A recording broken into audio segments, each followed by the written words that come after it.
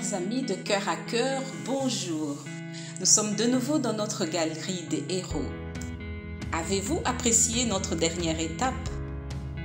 En avant, nous poursuivons.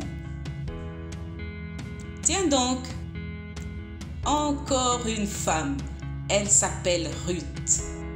En hébreu, Ruth signifierait compassion, comme la signification de son prénom l'indique.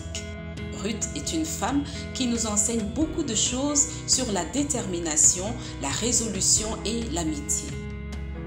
Dans les Écritures, nous retrouvons son histoire à travers les seuls 4 chapitres que contient le livre qui porte son nom. Elle a vécu à l'époque des juges en Israël. Moabite de par sa naissance, Ruth est une figure très attachante qui donne une belle leçon de fidélité et de générosité au peuple d'Israël. Elle peut nous inspirer aussi, nous les femmes et les hommes de ce temps.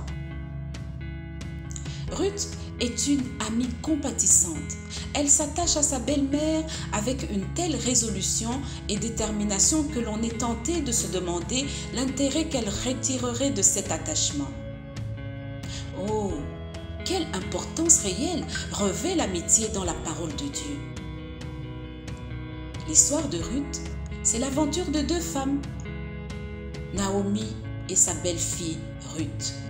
Toutes 2 veuves qui unissent leur malheur pour en faire jaillir le bonheur en la personne de Boaz et d'une descendance qui ira jusqu'à Jésus, car Ruth est l'arrière-grand-mère du roi David. Il y a donc de bonnes amitiés et de mauvaises amitiés. Vous vous souvenez du cantique « Quel ami fidèle et tendre nous avons en Jésus-Christ ». Christ est la parfaite et excellente illustration du vrai ami.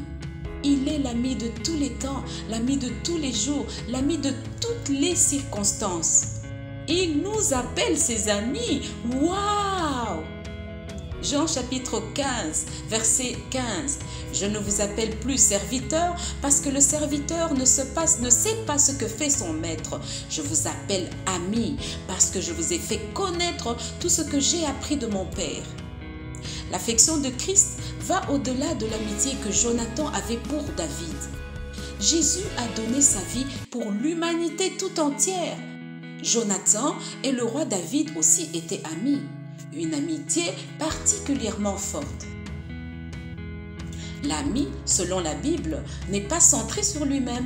Il est prêt à se dépouiller complètement, à abandonner tous ses droits, à vous suivre et à rester avec vous, quelles que soient les circonstances. 1 Samuel, chapitre 18, versets 1 à 3 et le verset 4 aussi. Quand David eut terminé de parler avec Saül, Jonathan s'était profondément attaché à David et s'était mis à l'aimer comme lui-même. Jonathan conclut un pacte d'amitié avec David parce qu'il l'aimait comme lui-même. Il enleva son manteau et le donna à David. Il lui offrit aussi son équipement jusqu'à son épée, son arc et son ceinturon. Dans le chapitre 20 de 1 Samuel, Jonathan, qui aurait dû être roi d'Israël, laisse la place à David, qui venait d'être oint par le prophète Samuel, et cela sans aucun ressentiment. C'est ici que je voudrais vous parler de Ruth, une Moabite de par sa naissance qui va entrer dans la galerie des héros pour devenir une ancêtre de Christ. Romains chapitre 9, versets 25 à 26. Selon qu'il le dit dans Osée, « J'appellerai mon peuple celui qui n'était pas mon peuple, et bien-aimé celle qui n'était pas la bien-aimée. » Et là où on leur disait, « Vous n'êtes pas mon peuple », ils seront appelés fils du Dieu vivant. Ruth est une femme résolue et déterminée, qui décide de suivre et de s'attacher à sa belle-mère déjà vieille, âgée. Veuve, elle aurait pu choisir comme Orpa, l'autre belle-fille de Naomi, de refaire sa vie, mais elle va s'attacher à sa belle-mère. Pourquoi? C'est par sa belle-mère qu'elle avait entendu parler de l'Éternel, ce Dieu d'Israël qui avait tant aidé son peuple. 1 Pierre chapitre 2 versets 3 et 4, « Si vous avez goûté que le Seigneur est bon, approchez-vous de lui, pierre vivante, rejetée par les hommes, mais choisie et précieuse devant Dieu. » Ruth a fait un choix déterminant pour sa destinée. Rien ne l'a détournée de ce choix. Qu'avait cette vieille femme à lui donner? Elle n'avait plus de fils, mais Ruth a de l'affection pour elle. Il n'y a aucun intérêt égoïste. Grâce à son choix, Ruth, moabite d'origine, insistons sur ce fait, a été rachetée par Boaz, permettant ainsi à une païenne d'être intégrée dans le peuple élu et même dans la lignée du roi David. Ruth a marqué son temps. On disait d'elle que c'était une femme vertueuse, une femme de grande valeur.